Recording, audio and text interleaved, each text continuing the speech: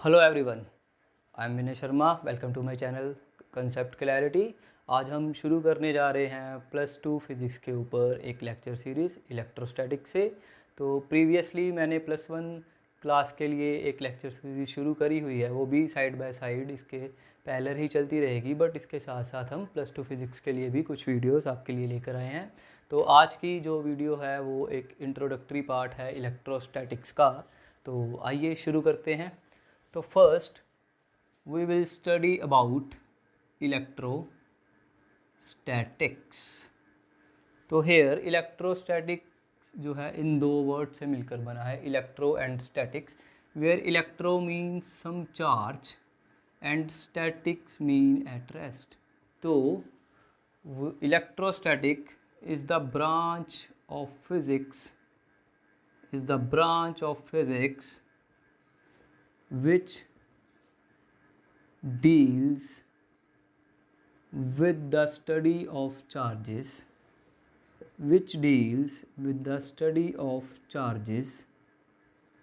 at rest।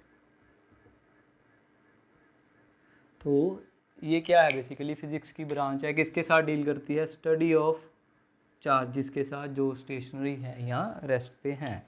तो हमें charges के बारे में स्टडी करना है। तो let's first talk about charge.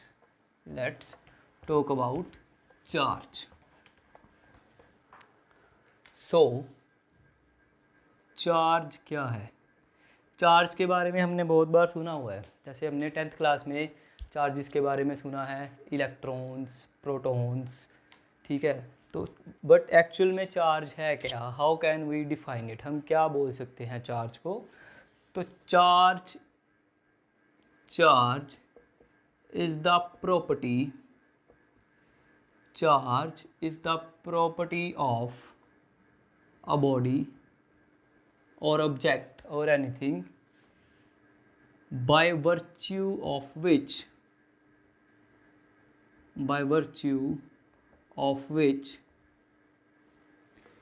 the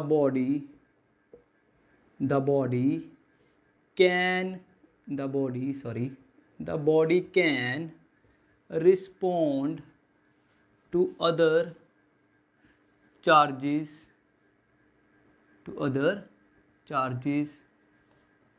electric field और मैग्नेटिक फील्ड। भाई चार्ज जो है वो किसी बॉडी की एक प्रॉपर्टी है। तो बॉडी, अगर कोई बॉडी होगी, कोई ऑब्जेक्ट होगा, तो इट विल हैव सम मास। इसकी इंपॉर्टेंस है, ये बाद में बताऊंगा मैं। Bye virtue of which the body can respond body कर सकती है अदर चार्जेस को, इलेक्ट्रिक फील्ड्स को और मैग्नेटिक फील्ड को। भाई अगर अदर चार्जेस को बॉडी अब रिस्पोंड कैसे करती है? तो ये दो तरीके से रिस्पोंड कर सकती है अदर चार्जेस को, आइदर बाय अट्रैक्शन और bye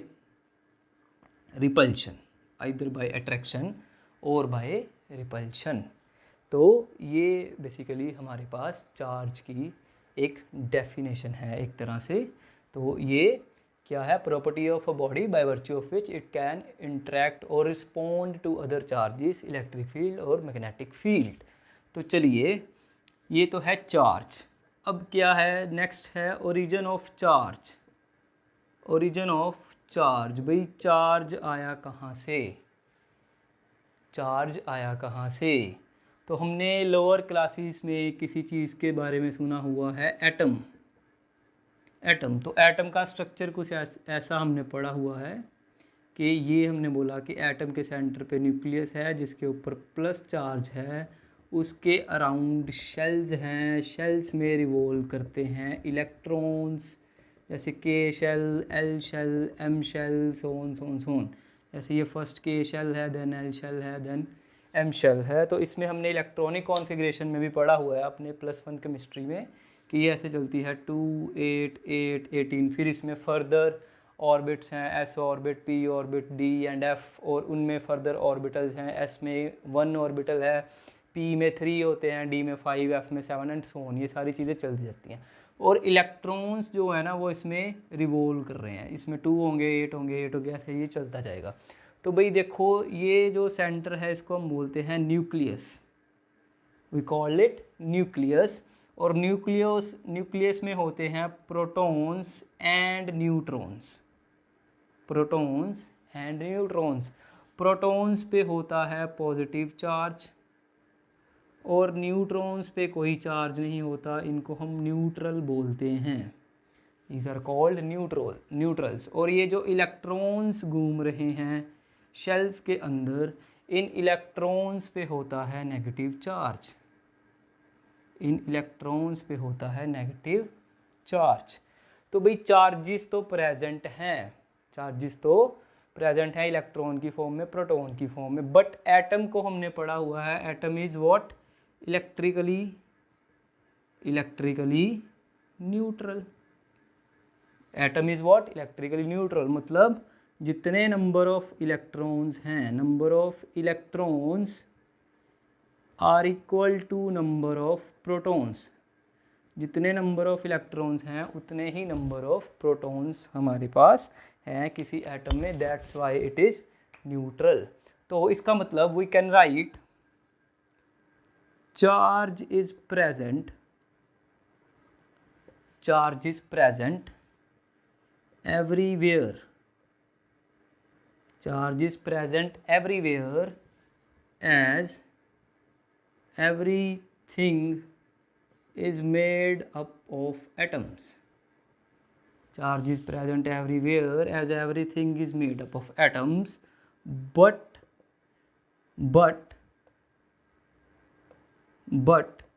there is balance between two kind of charges, there is balance between two kind of charges, that is positive charge and negative charge। तो इसका मतलब ये जो चार्ज है बेसिकली, ये charge हमारे पास दो तरह का हो सकता है, positive charge as well as negative charge। तो there are two type of charges, positive and negative। तो हर चीज़ हमें पता है एटम्स की बनी है, and atom is electrically neutral, atom is electrically neutral मतलब जितने नंबर ऑफ इलेक्ट्रॉन्स शेल में रिवॉल्व कर रहे हैं उतने ही number of protons inside this nucleus. तो दैट्स वाई ये चार्ज क्या रहता है, बैलेंस। तो चार्ज बैलेंस रहने का मतलब है charge on an electron, I should write, okay. तो मैं इसको थोड़ा सा अलग से लिखता हूँ, और लेट्स से इसको यहाँ से रब कर लेते हैं अभी के लिए। तो मैं इसको लिखता हूँ मैग्नीट्यूड ऑफ चार्ज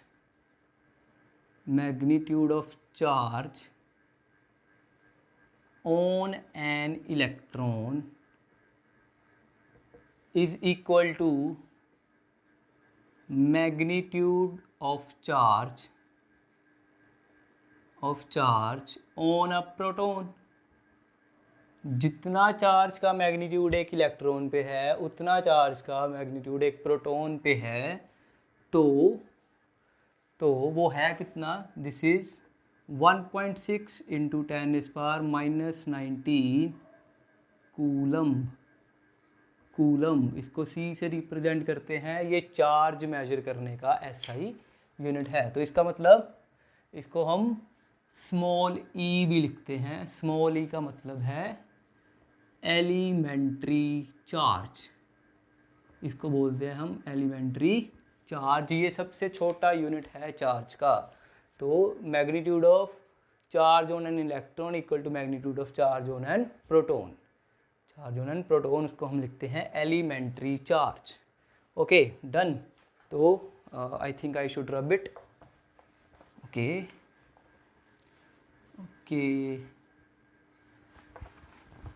इसको भी रब कर देते हैं यहाँ से, ओके। तो इसका मतलब ये जो E की वैल्यू है ये है हमारे पास 1.6 10⁻⁻19 coulomb. This is smallest unit of charge। This is smallest unit of charge. Unit smallest unit का मतलब फॉर एग्जांपल जैसे हम पढ़ते हैं कि जो हमारी बॉडी है वो सेल से बनी है, तो cell is the smallest unit of our body. तो जैसे डाल्टन ने बोला था कि atom is the smallest unit of the matter, but फिर उनकी थियोरी को फर्दर चैलेंजेस हुए, रदरफोर्ड आए, बोहर आए, तो ये बोला गया कि नहीं, एटम को फर्दर तोड़ा जा सकता है इलेक्ट्रॉन्स में, प्रोटॉन्स में और न्यूट्रॉन्स में। अब इलेक्ट्रॉन्स जो हैं बेसिकली वो उसको फर्दर उसकी डिवीज़न नहीं करी जा सकती, ऑल्दो प्रोटॉन और न्यूट्रॉन की फर्दर डिवीजन्स हमारे पास आज के एज में हमें मालूम है। तो इलेक्ट्रॉन जैसे एक फंडामेंटल पार्टिकल है, एक यूनिट पार्टिकल है, उसी तरह चार्ज का स्मॉलेस्ट यूनिट ये है। अगर इसकी वैल्यू -1.6 इंटू 10⁻⁻19 कूलम है तो इसका मतलब ये इलेक्ट्रॉन को रिप्रेजेंट कर रहा है। अगर इसकी वैल्यू, तो इसको हम ऐसे बाहर बना के लिखेंगे, अगर इसकी वैल्यू +1.6 इंटू 10⁻⁻19 कूलम है तो इसका मतलब this is the charge present on the proton, this is the charge present on the proton. And SI unit of charge is coulomb। It is represented by capital C। तो ये SI unit है charge का। ये था कुछ हमने पढ़ा charge के बारे में। अब हम पढ़ेंगे some properties of charge. I will rub it from here, क्योंकि एक बार इसको रब कर लेते हैं ताकि हमारे पास पूरी स्पेस मिल जाए प्रॉपर्टीज़ को एक्सप्लेन करने के लिए। तो further we will discuss about properties of charge, properties of charge. तो ये तो हमने अभी देखा ही है। There are 2 types of charge, ठीक है, that is positive charge and negative charge, ठीक है। नेक्स्ट, एक तो ये कि चार्ज दो तरह का होता है, पॉजिटिव और नेगेटिव। ये दूसरी प्रॉपर्टी हमने लोअर क्लासेस में भी पढ़ी हुई है। Similar charges repel each other and opposite charges attract each other। जो सिमिलर चार्जेस होंगे जैसे नेगेटिव वो एक दूसरे को रिपेल करेंगे, जो अपोजिट चार्जेस होंगे जैसे पॉजिटिव वो एक दूसरे को अट्रैक्ट करेंगे। Next, charge is quantized. Charge is quantized. ये क्वांटाइज्ड का क्या मतलब है? What is the meaning of this quantized? तो क्वांटाइज्ड या क्वांटाइजेशन होने का मतलब होता है डिस्क्रीटनेस।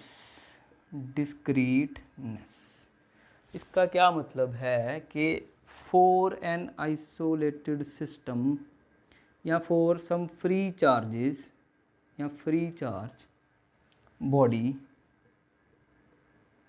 या पार्टिकल, नहीं इसको ऐसे नहीं लिखते, इसको थोड़ा सा ऐसे लिखते हैं हम।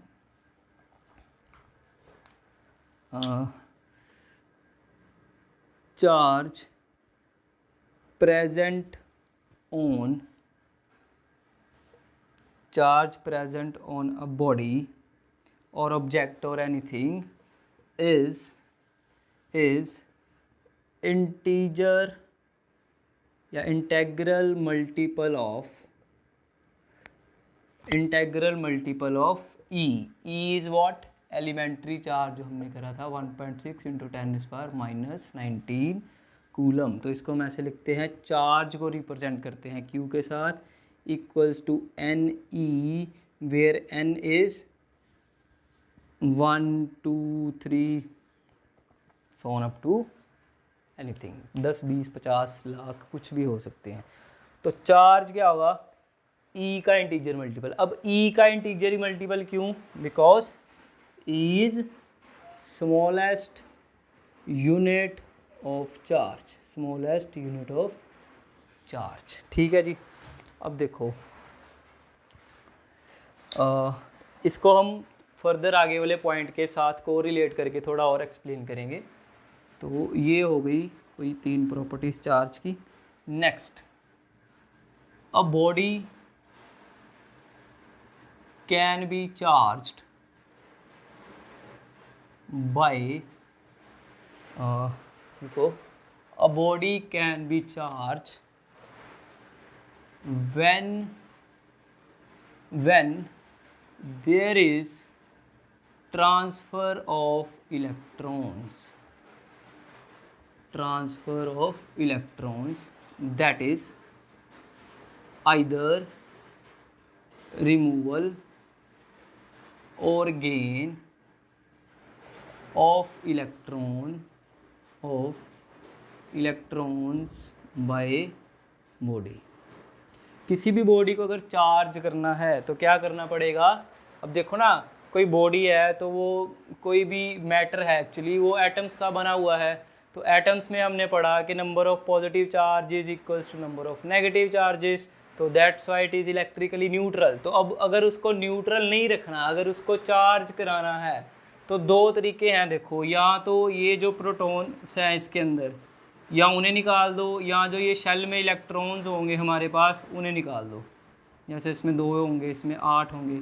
तो भाई प्रोटॉन, न्यूक्लियस को तोड़ना, उसमें से प्रोटॉन निकालना या न्यूक्लियॉन्स निकालना, this is quite tough, this is very highly energetic reaction. तो हमारे लिए ईजी वे क्या है, हम इलेक्ट्रॉन्स को ट्रांसफ़र करा लें, या तो इलेक्ट्रॉन को निकाल दें या इलेक्ट्रॉन को ले आएँ एटम के अंदर। तो ये क्या है, बेसिकली ट्रांसफ़र ऑफ इलेक्ट्रॉन्स। अब क्योंकि इलेक्ट्रॉन ट्रांसफ़र हो रहा है, तो इसका मतलब number of electrons that can be transferred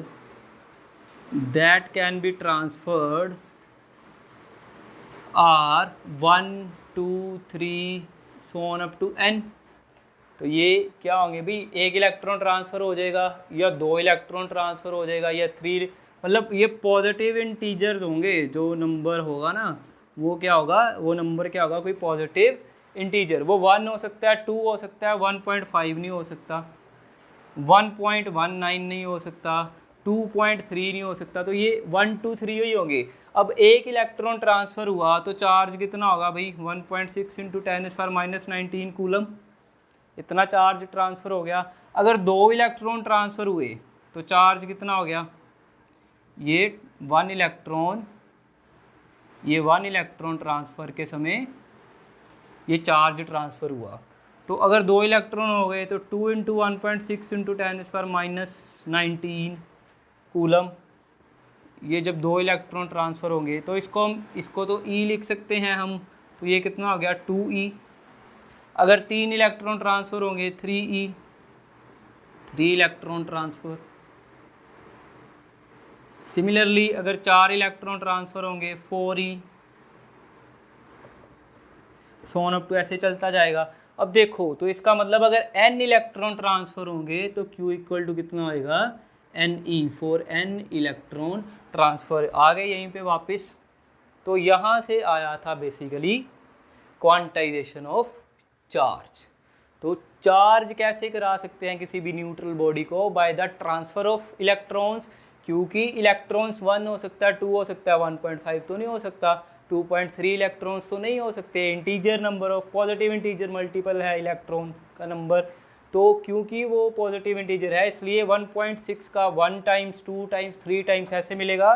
तो अगर हम जनरलाइजेशन पे जाएंगे तो Q इक्वल्स टू Ne, यहाँ पे हम पहुँच जाएंगे। चलिए नेक्स्ट चलते हैं हम आगे। तो मैं इसको इस साइड से रब कर देता हूँ। तो अभी तक जो हमने पढ़ा, अभी हमने पढ़ा था भाई दो तरह के चार्जेस हैं, सिमिलर चार्जेस एक दूसरे को रिपेल करते हैं, अपोजिट चार्जेस एक दूसरे को अट्रैक्ट करते हैं। उसके बाद पढ़ा चार्जेस क्वांटाइज्ड। उसके बाद पढ़ा अगर किसी न्यूट्रल बॉडी को चार्ज कराना है तो क्या करना पड़ेगा, इलेक्ट्रॉन का ट्रांसफ़र करना पड़ेगा। नेक्स्ट प्रॉपर्टी जो चार्ज की है, charge is a scalar quantity. Charge is a scalar quantity. अब आप बोलोगे सर चार्ज तो पॉजिटिव भी हो सकता है, चार्ज नेगेटिव भी हो सकता है। हमने 10th स्टैंडर्ड में पढ़ा है कि अगर हम किसी कंडक्टर को पोटेंशियल डिफरेंस प्रोवाइड कराएंगे तो जो इलेक्ट्रॉन्स होते हैं वो नेगेटिव टू पॉजिटिव मूव करते हैं, यस और नो। तो उनके मूव करने की एक डायरेक्शन है, तो फिर अगर डायरेक्शन है उनके पास मूव करने की, तो how can you say that charge is a scalar quantity. तो चार्ज एक स्केलर क्वांटिटी है because it does not obey rules of vector addition. चार्ज जो है वो वेक्टर एडिशन के रूल फॉलो नहीं करता। इसका मतलब है the net charge on an isolated system, the net charge on an isolated system is simply the algebraic sum of all the charges present in it। मतलब अगर ये एक हमारे पास एक आइसोलेटेड सिस्टम है, ये क्या है, एक आइसोलेटेड सिस्टम, तो इसमें नंबर ऑफ चार्जेस हैं। जैसे यहाँ पे है 1 मिली कूलम, यहाँ पे है 5 मिली कूलम, यहाँ पे है 10 मिली कूलम, यहाँ पे है 40 मिली कूलम। तो हमारे पास टोटल चार्ज कितना बनेगा, 1 + 5 + 10 + 40 मिली कूलम। तो ये कितना हो गया, 40 + 10 50 + 5 55 + 1 56 मिली coulomb.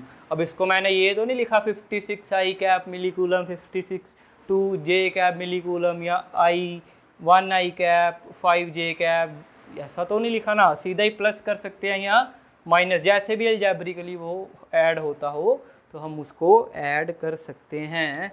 That's why charge is a scalar quantity. Next property की अगर बात करें हम, तो ये प्रॉपर्टीज़ थोड़ी सी इम्पोर्टेंट हैं। ये जो हमने क्वांटाइजेशन ऑफ चार्ज वाली प्रॉपर्टी करी है ना, इसमें से तो क्वेश्चन भी बन जाता है, उस पर आएंगे बाद में। तो नेक्स्ट प्रॉपर्टी है charge is conserved. Charge is conserved. Charge क्या है बेटा, चार्ज कंजर्व है। इसका क्या मतलब है, इसका मतलब है for an isolated system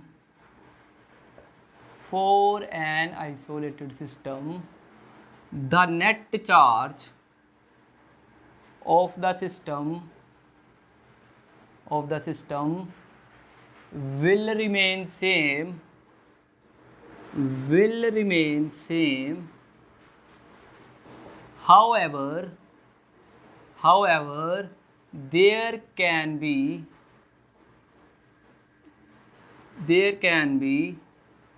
charge transfer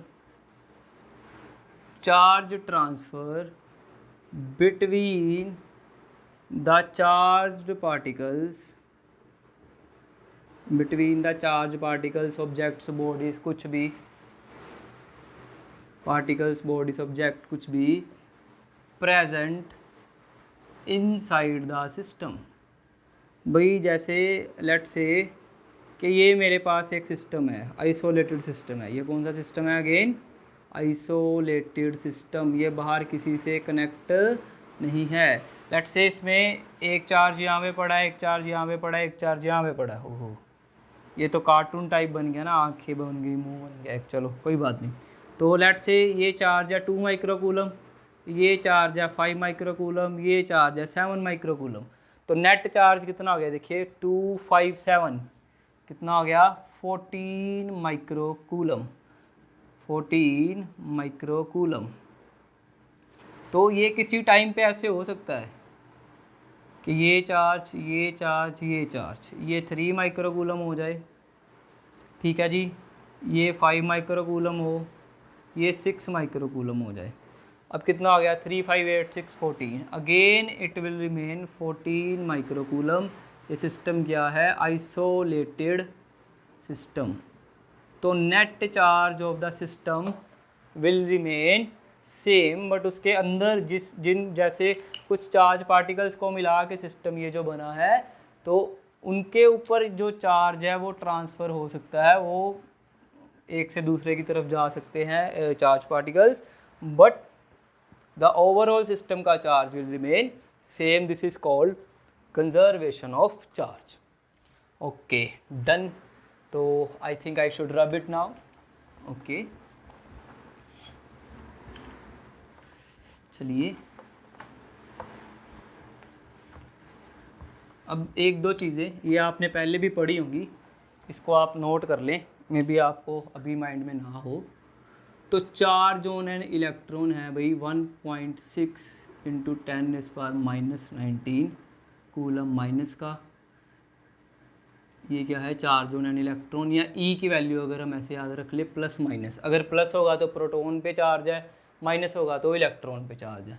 mass of electron हमने पढ़ा है 9.1 इंटू 10⁻31 kg, है ना। तो मास ऑफ प्रोटॉन पड़ा है 1.66 into 10⁻27 kg। Similarly mass of neutron भी इसके ऑलमोस्ट इक्वल ही होता है। तो चलिए, अभी हमने पढ़ा था charge quantization, charge quantization, quantization. अभी मान लो ये पढ़ा था, ये क्यू चार्ज है, एन कोई इंटीजर है, ई जो है वो elementary charge, charge on an electron or charge on an proton. अभी वो आपसे कोई क्वेश्चन पूछ ले, how many electrons are there in 1 coulomb. भाई एक कूलम में कितने इलेक्ट्रॉन्स होते हैं। देखिए आपको चार्ज गिवन है 1 कूलम, आपको नंबर ऑफ इलेक्ट्रॉन्स फाइंड करने हैं, मतलब ये n फाइंड करना है।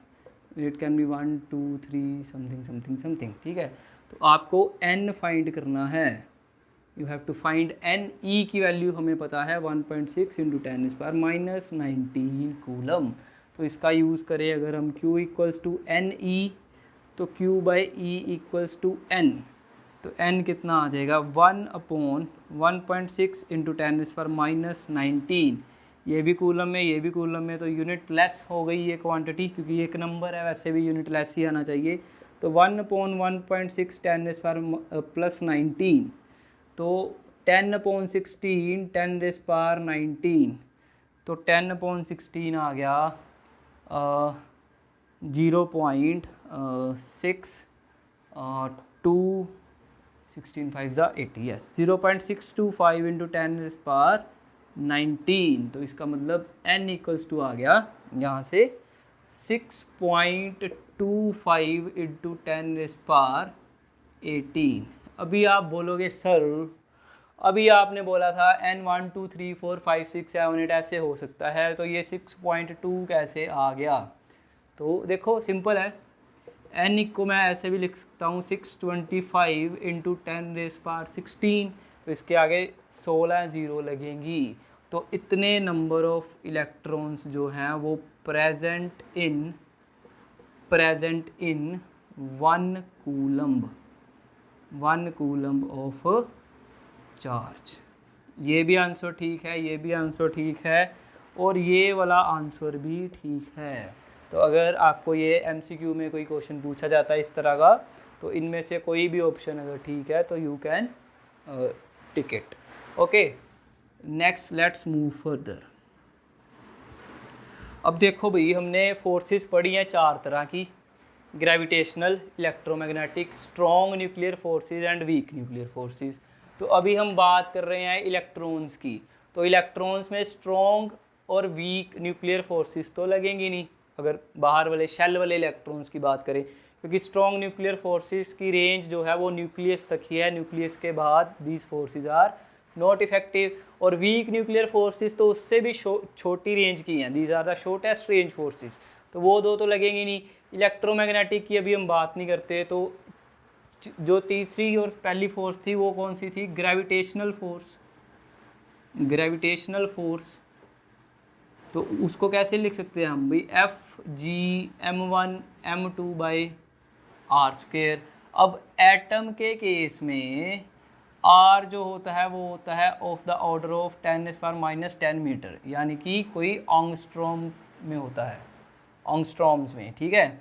और इलेक्ट्रॉन का मास हमने पढ़ा है 9.1 10⁻31 kg।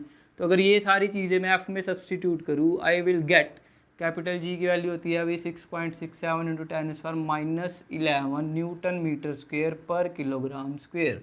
तो ये सारी वैल्यूज अगर मैं सब्सटीट्यूट करूँ 6.67 10⁻11 इंटू अगर m1 equal to m2 equal to me, it means we are talking about 2 electrons, 2 electrons के बीच में ग्रेविटेशनल फोर्स की बात कर रहे हैं। तो वो कितना होगा 9.1 10⁻31 इंटू 9.1 इंटू 10⁻31 अपॉन 10⁻10 का स्क्वेयर, 10⁻10 का स्क्वेयर। तो ये कितना हो जाएगा भाई 6.67 into 10 into 9.1 into 9.1 into 10⁻31 -31 62 -11 -73 into 10⁻20।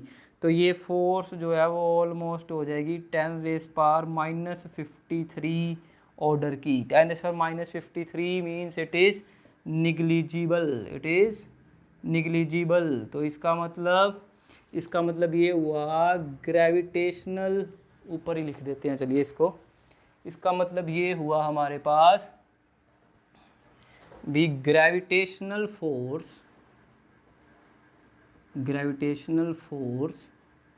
Between 2 electrons is negligible. मतलब ग्रेविटेशनल फोर्स जो है वो इलेक्ट्रॉन्स के केस में या इलेक्ट्रॉन्स वाली रेंज में इफ़ेक्टिव नहीं है, नहीं लगती हैं। सो लेट्स मूव फर्दर, इसको रब कर देते हैं हम। तो अभी तक हमने चार्ज के बारे में पढ़ा, चार्ज का यूनिट पढ़ा, इलेक्ट्रॉन प्रोटॉन पे चार्ज पढ़ा, चार्ज की कुछ प्रॉपर्टीज़ पढ़ी, और ये एक इम्पॉर्टेंट चीज़ पढ़ी हमने कि चार्ज कैसे कर सकते हैं बॉडी को। अ body can be charged bye electron transfer, yes और नो। अब ये ट्रांसफ़र करवाएं कैसे, किसी बॉडी को चार्ज कराएं कैसे, तो मतलब चार्जिंग कैसे होगी भी हमारे पास। तो चार्जिंग करवाने के 3 तरीके हैं।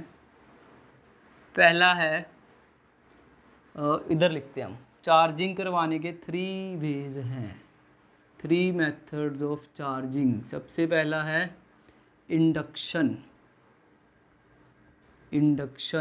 उसके बाद है कंडक्शन, तीसरा है friction,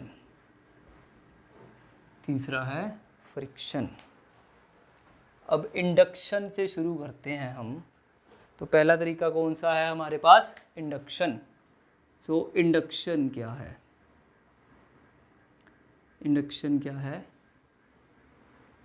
charging of a neutral body by bringing a charged body near it without any physical contact। Wow. तो हमने क्या करना है भाई, एक चार्ज्ड बॉडी लेके आनी है न्यूट्रल बॉडी के पास, बिना फिजिकल कांटेक्ट कराए उसको चार्ज करना है, this is what we called charging by induction, this is what we called charging by induction. तो देखो भी, जैसे I have a charged body A, तो इसके ऊपर लेट से सारा यहाँ पे प्लस चार्ज है, प्लस चार्ज है, ओके। तो मैं इसको एक न्यूट्रल बॉडी है बी, उसके पास लेके आया। तो अब ये न्यूट्रल है बट इसमें पॉजिटिव और नेगेटिव चार्ज तो प्रेजेंट है ही। तो अब इसके पास पॉजिटिव बॉडी आ गई चार्ज वाली, तो पॉजिटिव किसको अट्रैक्ट करेगी, नेगेटिव को। तो जिस तरफ पॉजिटिव चार्ज बॉडी है उस तरफ सारे नेगेटिव नेगेटिव नेगेटिव चार्जेस जो हैं वो एक्यूमुलेट हो जाएंगे, और दूसरी साइड पे positive positive positive charges accumulate हो जाएंगे। ठीक है, तो क्या हुआ फर्स्ट केस में, जैसे हम एक चार्ज पॉजिटिव चार्ज बॉडी को एक न्यूट्रल बॉडी के पास लेके आए, तो क्या हुआ, जो अपोजिट चार्जेस हैं पॉजिटिव के अपोजिट नेगेटिव, वो पॉजिटिव वाली साइड में, क्योंकि opposite charges attract each other, तो प्लस प्लस प्लस वाले चार्ज इधर दूसरी साइड में हो गए। अब मैं इसको अगर यहाँ से अर्थ कर दूँ, अर्थ करने का क्या मतलब है भाई, अर्थ, अर्थिंग। देखो जो अर्थ है ना, अर्थ है ना, वो एक बहुत बड़ा स्टोर है, a huge store of charge,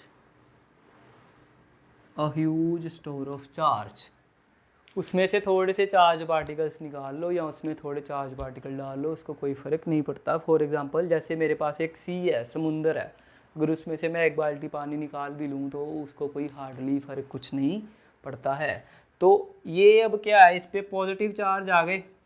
positive का मतलब है, पॉजिटिव का मतलब है, पॉजिटिव चार्ज का मतलब है भाई इलेक्ट्रॉन जो है ना वो उससे दूर गया है, इलेक्ट्रॉन जो है उससे दूर गया, जैसे मैं इसको बोल दूँ इलेक्ट्रॉन लूज हो गया।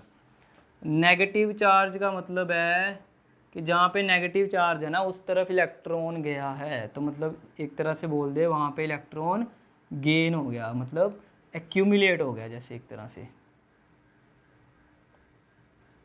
ठीक है जी, तो इस पॉजिटिव चार्ज को अर्थ करेंगे तो इलेक्ट्रॉन्स यहाँ से यहाँ पर आएंगे ताकि इस पॉजिटिव चार्ज को न्यूट्रल करा जा सके। तो यहाँ से फिर मैं इसको अर्थ करने के बाद अगर बॉडी ए को हटा लूँ तो बॉडी बी मेरे को कुछ ऐसी मिलेगी, सिर्फ और सिर्फ negative negative negative negative negative charge, सिर्फ और सिर्फ नेगेटिव नेगेटिव नेगेटिव मिलेंगे।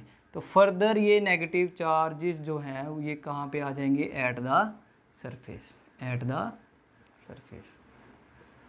तो ये हो गई बॉडी बी चार्ज हो गई। कैसे चार्ज हुई, इंडक्शन के साथ। अब देखो ये चार्जेस जो थे यहाँ पे तो हमने अंदर की तरफ बनाए थे, बट जब इसको अर्थ कर दिया, एक को हटा लिया, तो सारे चार्ज ये सरफेस पे कैसे आ गए। लेट्स से ये मेरे पास एक कोई बॉडी है, इसके यहाँ पे ना कितने सारे चार्जेस पड़े हो, यहाँ पे नेगेटिव चार्जेस हैं। तो ये नेगेटिव चार्जेस एक दूसरे को क्या करेंगे, रिपेल, ये इसको इधर को रिपेल, इधर को इधर को इधर को इधर को, ये एक दूसरे को एक दूसरे से दूर करेंगे। अब बॉडी भाई चार्ज जो है वो किसी बॉडी पे एग्जिस्ट कर सकता है, तो चार्ज क्योंकि एक बॉडी पे एग्जिस्ट कर सकता है, ये इसको मैक्सिमम कितना रिपेल कर सकता है, सरफेस तक, सरफेस तक। सरफेस तो सरफेस से आगे कांटेक्ट मिलेगा तो ये जाएगा ना, अभी तक तो कोई कांटेक्ट ही नहीं है, तो ये मैक्सिमम कहाँ पे जा सकते हैं, सारे के सारे चार्जेस सरफेस के ऊपर, सरफेस के ऊपर, सरफेस के, तो अंदर से सारे चार्जेस निकल के कहाँ पे आ जाएंगे, ये सारे सरफेस के ऊपर। तो दैट्स वाई हमने यहाँ पे बना दिया। तो this is what we called charging by induction. अब नेक्स्ट करते हैं हम भाई conduction.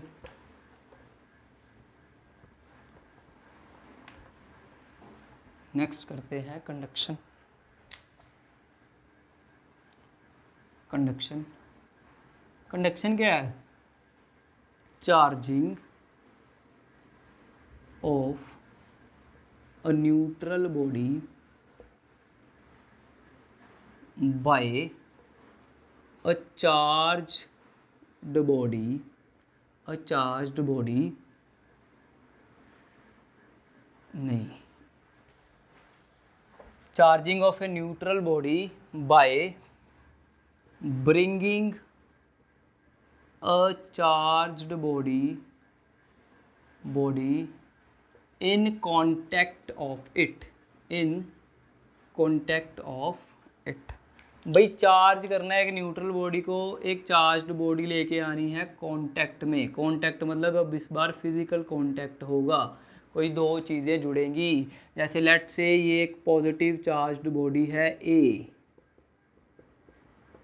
Late say this is a positive charge body A, this is a neutral body B. अब ये पॉजिटिव चार्ज का क्या मतलब है, इससे इलेक्ट्रॉन निकाले गए हैं, this is what electron deficient, this is what electron deficient. अब जैसे ही हमने इस ए को इस बी के साथ फिजिकल कांटेक्ट किया तो ये ए क्या करेगा भाई, ये ए क्या करेगा, अब ये इलेक्ट्रॉन डेफिशिएंट है तो इसका मतलब it needs electrons, it needs electrons.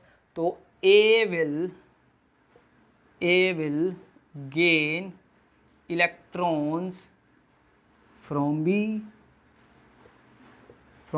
या इसको ऐसे भी लिख सकते हैं, there is transfer of electrons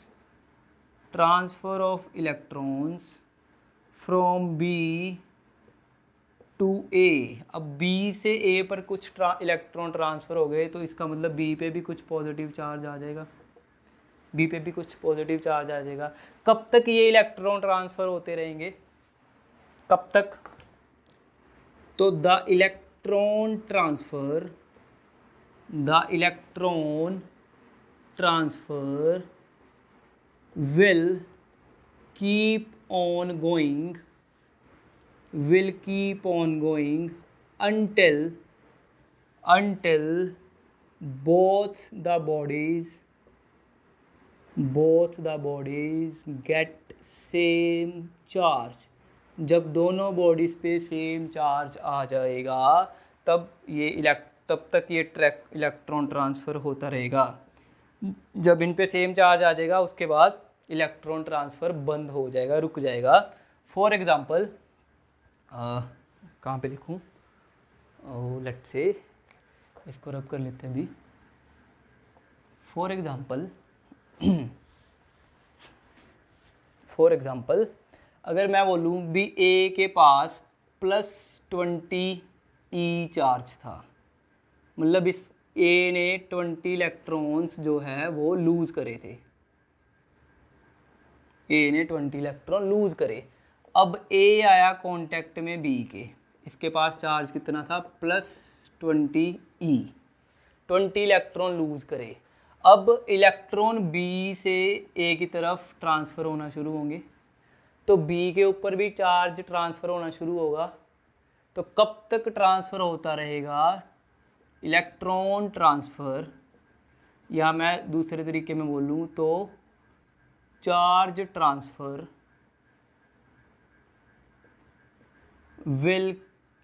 will continue until both get 10 E charge. तो मतलब 10 इलेक्ट्रॉन्स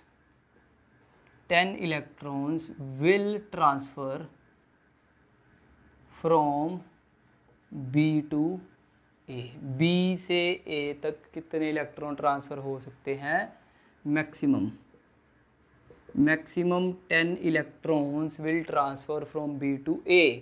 अब देखो इसके ऊपर +20 इलेक्ट्रॉन था, अब 10 इस पे से ट्रांसफ़र हो गए तो बी ए पे कितना चार्ज आ गया, ए पे कितना आ गया +20 इलेक्ट्रॉन था, +20 ई, तो 10 इलेक्ट्रॉन आ गए इसके पास तो नेगेटिव चार्ज आ गया 10, तो कितना हो गया अभी +10 ई। अब बी के पास क्या था, पहले 0 न्यूट्रल था, उसने 10 इलेक्ट्रॉन दे दिए तो उसके ऊपर +10 ई चार्ज आ गया। तो अब ये चार्ज दोनों पे बराबर है, जब दोनों पे चार्ज बराबर हो जाएगा तो there will be no further transfer of charge. This was what we called charging by conduction. तो थर्ड वाले पे चलते हैं हम, थर्ड वाले पे चलते हैं।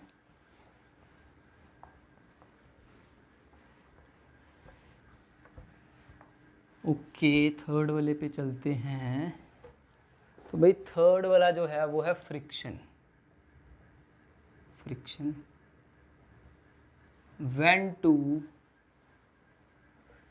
insulated bodies rub against each other, there is transfer of electrons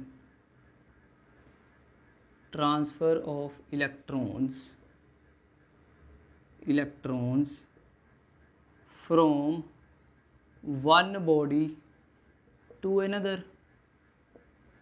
एक बॉडी से दूसरी बॉडी की तरफ इलेक्ट्रॉन ट्रांसफर होंगे। यस और नो? यस। तो the body that will lose electrons will get positive charge and vice versa।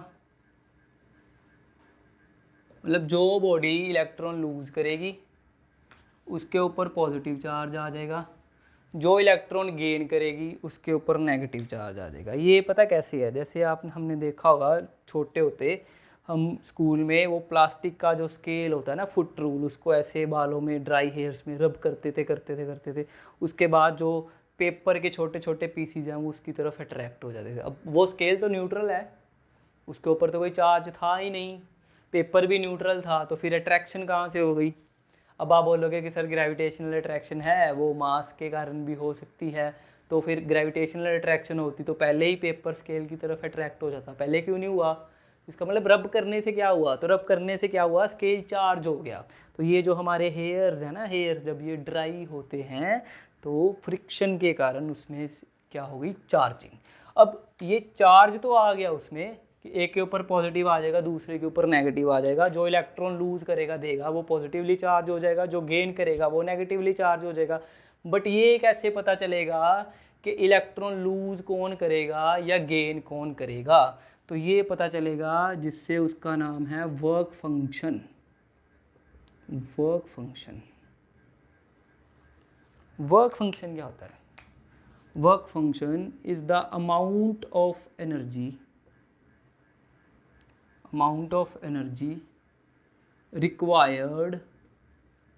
required to remove an electron from the surface of matter। किसी भी मैटर, जैसे फुट रूल था या कोई let's say glass rod को जैसे हम कैट फर के साथ रब करेंगे तो ग्लास के ऊपर पॉजिटिव चार्ज आ जाएगा।